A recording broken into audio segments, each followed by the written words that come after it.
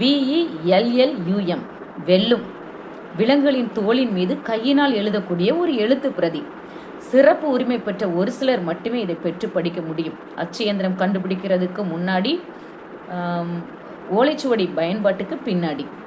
இதை விலங்கு தோள்களை கழுவி பதப்படுத்தி நன்றாக நீட்டி மென்மையாக்கி அதில் எழுதியிருக்காங்க.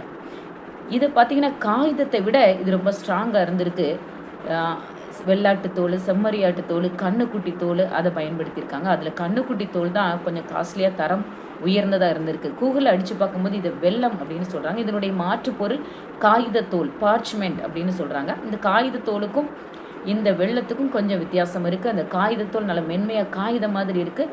இந்த வெல்லம் அப்படிங்கிறது கொஞ்சம் தோலினால் செய்யப்பட்டு கொஞ்சம் செவ்வக சைஸில் சதுர சைஸ்லையும் இருக்குது. இதுக்கு ஆதாரமாக நம்ம சமூக அறிவியல் 9th ஸ்டாண்டர்ட் சமூக அறிவியல் புக்கில் வரலாறு 8வது பாடத்தில் பக்கம் 108 இருக்குது.